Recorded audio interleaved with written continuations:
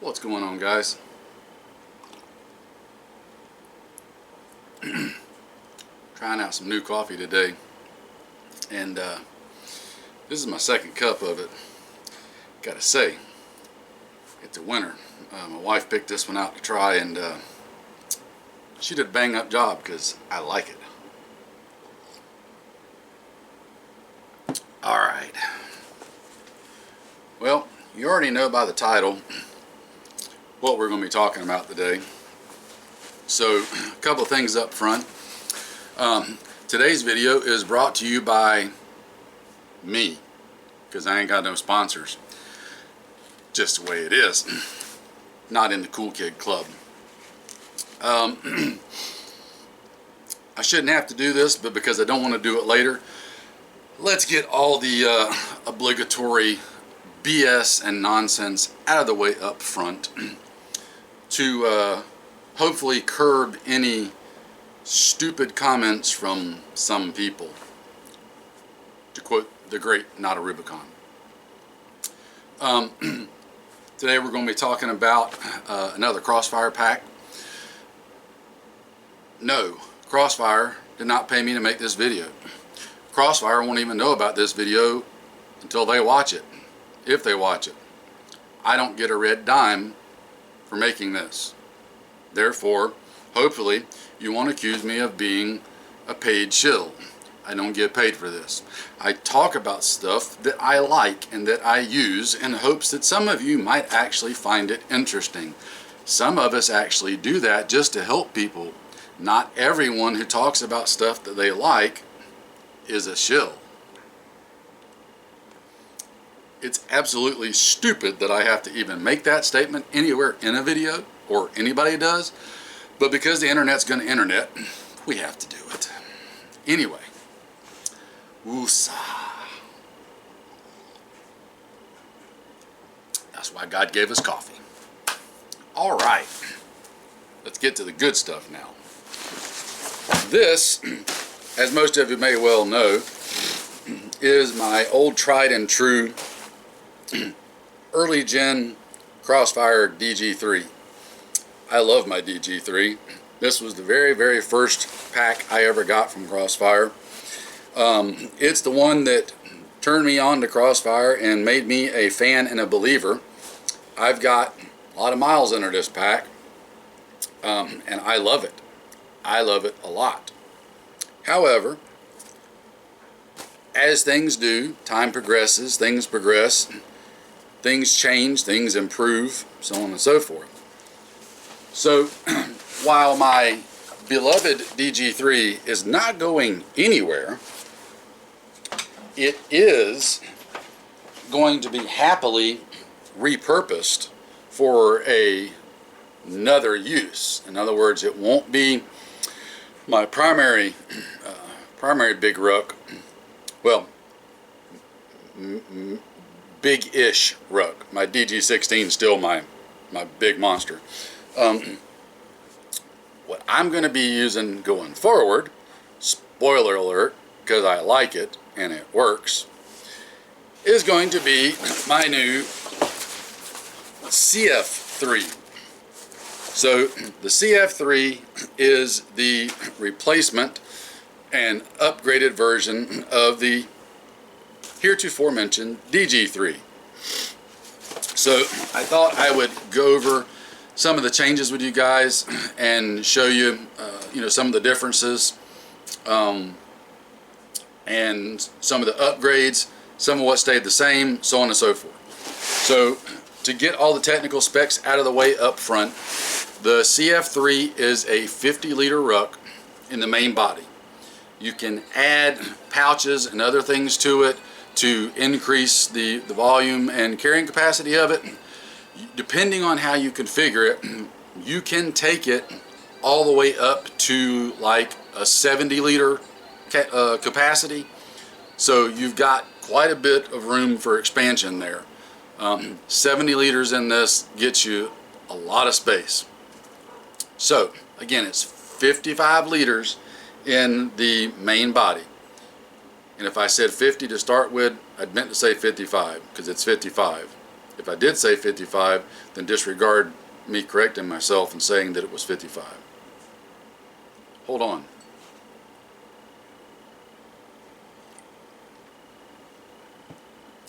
Now we're better. Okay, so little things out of the way up front. Unlike the DG3, which came just as a pack and you had to buy other pouches separately for it, which I put a couple of the older 4-liter clamshell pouches on either side of mine. The CF3 actually comes with 2 of the baguette pouches and 2 of the half-loaf pouches. So you get all 4 of those pouches with the pack when you order it. On the outside, to start out, the molly webbing is gone, and now it's all the LTAS webbing, which I've showed you in a previous video on my CF2. That's how all the pouches attach now, and I'm a big fan of the LTAS system. It makes it super easy to swap pouches on and off. You could even have multiple different pouches preloaded with stuff, and depending on what you were going to do, it literally only takes a minute or two to swap pouches on and off. So have a couple of different pouches preloaded with stuff that you want for different uses, different situations, and then given whatever you're going to go do, you grab the appropriate pouches, pop them on, and away you go. So LTAS system all the way around on the outside for the webbing. On the sides right here, you still have the large side pockets on the bottom on either side, just like on the DG3. One difference though, there is a large hole right here in the bottom, which conveniently enough, a rifle barrel will stow right through there, should that be something that you wanted to do. With the way the LTAS system works, this is a half loaf on the side. You can pass completely behind the pouch and go all the way down into the bottom one, so you could store long things down on the sides behind the pouches and still retain use of those. So good simple feature there. Same on the other side for that. Your lid has been slicked down a little bit from the older DG3, and you still have your Velcro tab here. You've got the pull-out IR panel, reflective panel right here, that if you don't want it, you just stow it back away. My generation of DG3 is one of the earlier ones where the lid was sewn in and affixed to it. Later generations of the DG3 had a removable lid. This one follows in that same line and has a removable lid, and the back side of the lid actually has 2 separate areas, and I don't know if you can see that on the video, that you can hook the buckles to depending on how much you need it to cinch down. So if you really needed to put a lot of stuff in the pack and it was packed up real high, you can move the attachment points from up here down to here, and it'll let the lid come up higher on top of the pack. So pretty ingenious little tidbit there. You do still have your top pocket right here that has a couple of organizational pockets in it, and you probably can't see it on the camera, but trust me, they're in there. Then down here you've got the other big mesh pocket that goes inside, and then up top on the inside there is a soft velour-like pouch for optics, glasses, whatever, depending on what you want to put in there. You could also Velcro smaller pouches in there if you wanted to. If you come in on this side, there is zipper access on this side, and for another pouch, and you can also get into the other mesh pouch through this other zipper on the inside. So you can get access stuff both ways. You do get your extra little repair kit. It's got extra buckle, extra attachment, a couple of extra Velcro wraps. I just keep it in the top for exactly that, spare stuff. You've got up top here, you've got your carry handle. Then you also maintain a zipper that goes all the way across, and there's a small Velcro section on each side, bigger Velcro section in the middle. That lets you move the zipper wherever you need it to route hydration hoses out. If you were carrying an internal radio in the pack, you can route the antennas out, however you need to configure it. It is an external frame pack. It carries over the same awesome frame from the DG3. The shoulder harness is pretty much like the DG3, only it comes just a little bit lower in this section right here. It's a little bit longer this way than what the DG3 was. Other than that, everything else is pretty much the same. You've got your adjustable sternum strap. You move it up and down. You've got the awesome quick release that Crossfire uses to ditch it real quick. Big fan of that. As always, all your webbing has Velcro wraps on it, so you can roll up all your webbing and not have a spaghetti monster everywhere. The hip belt, waist belt is pretty much the same. It's a pull forward design, so when you've got it on, you grab the sides and you're pulling it forward to tighten it up. It is the multi-sectioned type of belt, so the side wings can come off and it will still leave the center, get out of the way. It'll still leave the two center pads if you don't want to use the wing pads. Also, where these come off at, right here, is where you would tie in with the attachment points on the Crossfire DZ rig if you're running that as your load bearing gear. So it will tie directly into to those side wings right there. What else am I missing on here? Load lifter straps, you still got those. I just run mine through the webbing right here just to kind of keep it out of the way and from flopping, and I can grab them and tighten them if I need to, or just lift up on the ladder lock up there and loosen it. However I need to adjust the load lifters. It's a thing. Moving on around to the back side.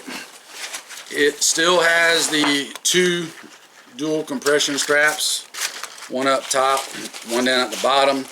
You can run these behind the baguettes like I've got here, or you can run it around the outside of them. Your choice, however you want to do it. On the bottom, you've got a drag handle and you've got some tie down points if you needed to strap stuff onto the bottom of the ruck. Just like on the CF2, underneath the webbing right here, there are drain grommets. This is a very smart thing. I talked about this in the CF2 video. This still lets you have your drain grommets in there, but with the webbing covering up those grommets, it acts like a protector so that they don't get snagged on things, ripped out of the material. It's a thing. Grommets getting ripped out of Cordura is a thing. This is a good way of protecting them while still letting them be useful. Unlike my DG3, like my DG3, it's a center zip ruck, and I don't have the camera where y'all can see it, but as you can see, the collar comes pretty far up. We'll get to cinching that down in a minute, but it is a center zip.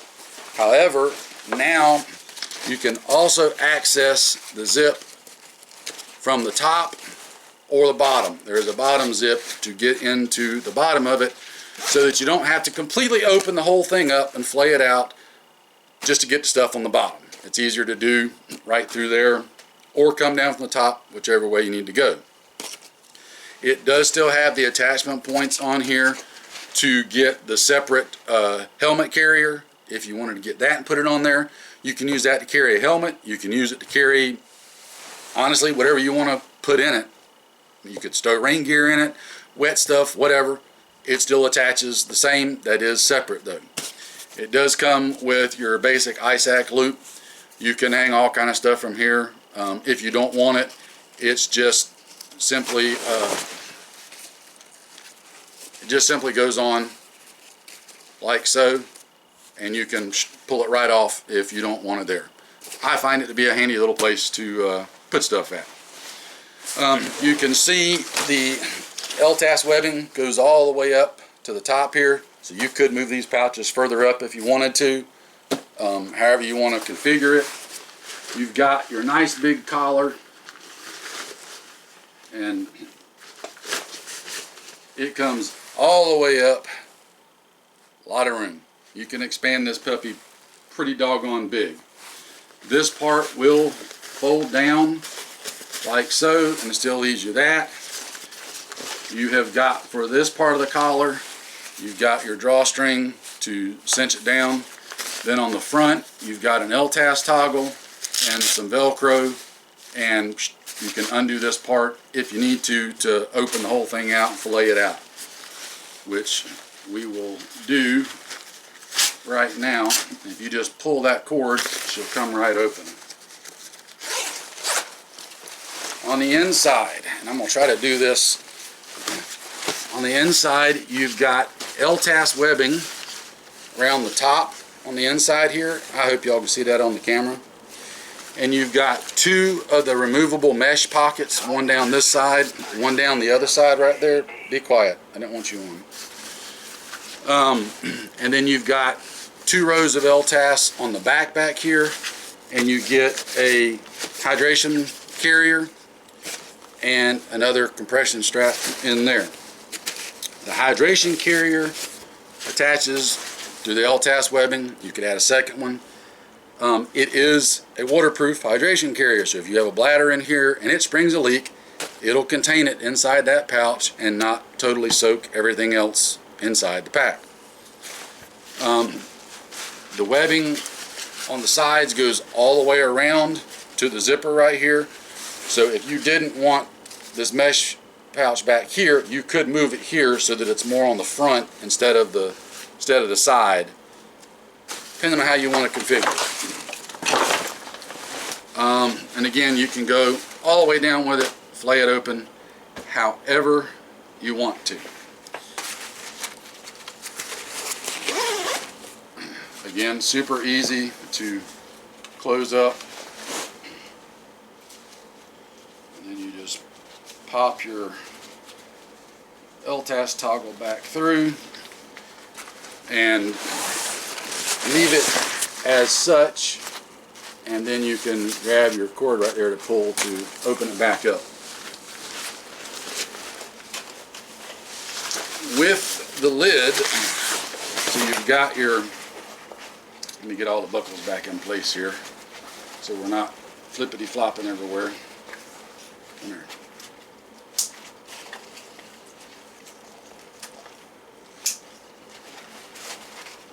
Un momento, por favor.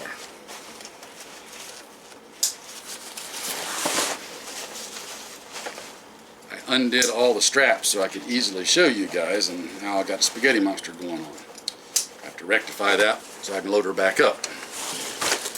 One of the cool things about the lid being removable from the back side is, instead of undoing the lid from the front side, sometimes you might find it easier to unbuckle it from the back side to get into the pack. Just an idea, just a thought. Gives you a little bit of versatility in retrieving stuff from. Again, standard shoulder harness, like I already mentioned. It's super comfortable.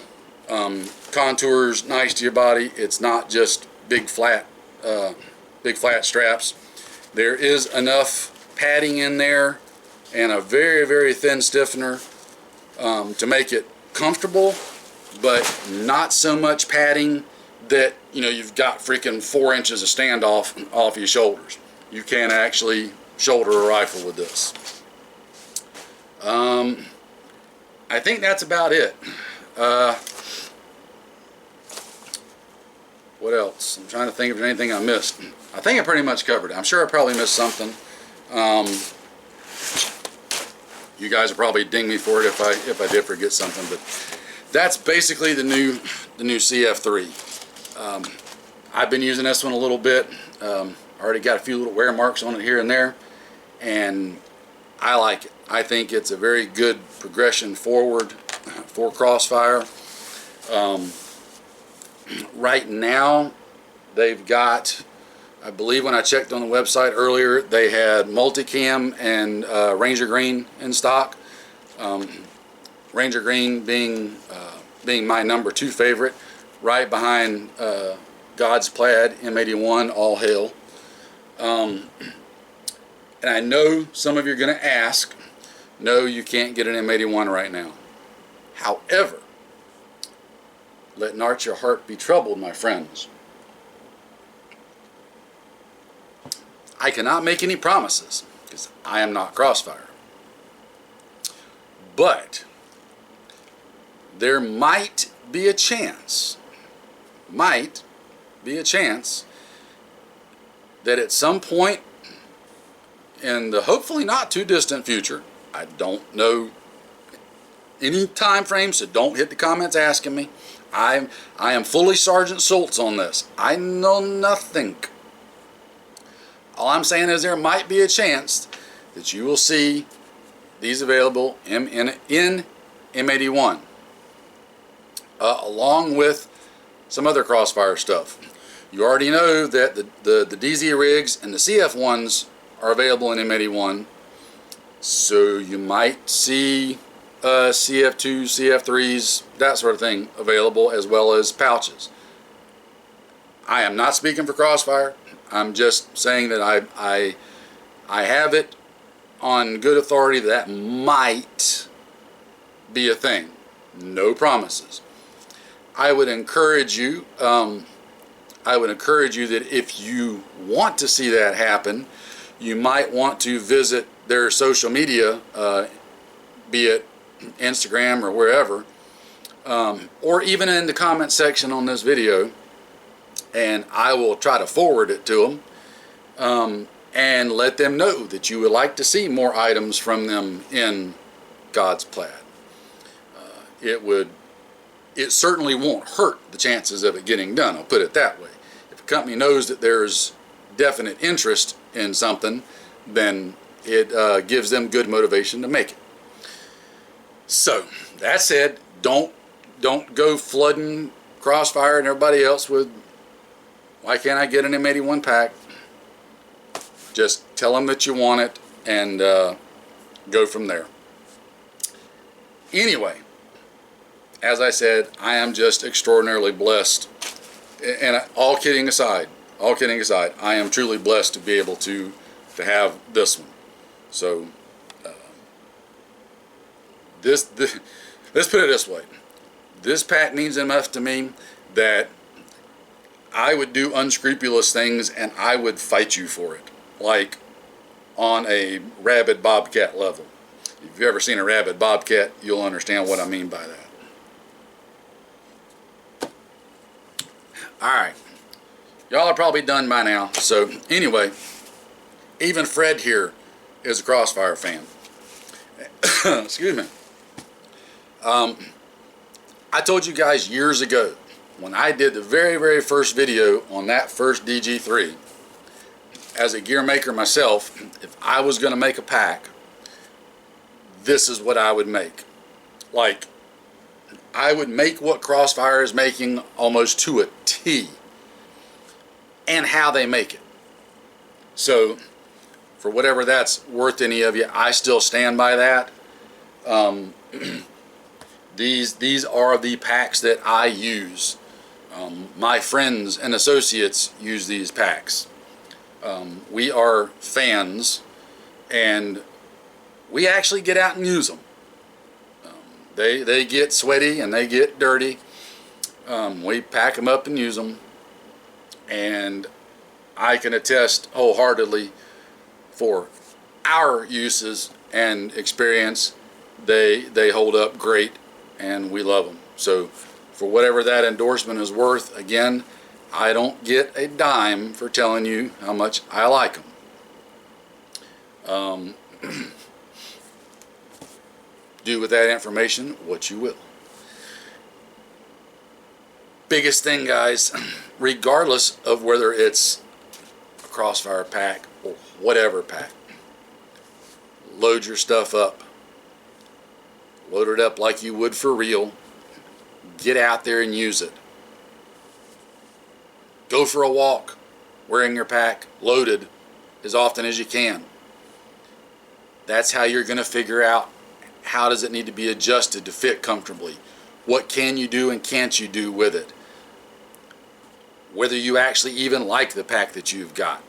You might have bought one because some super internet YouTube operator with a flashy background got paid a lot of money to tell you that it's a great pack, and might not be. Unfortunately, that's the thing.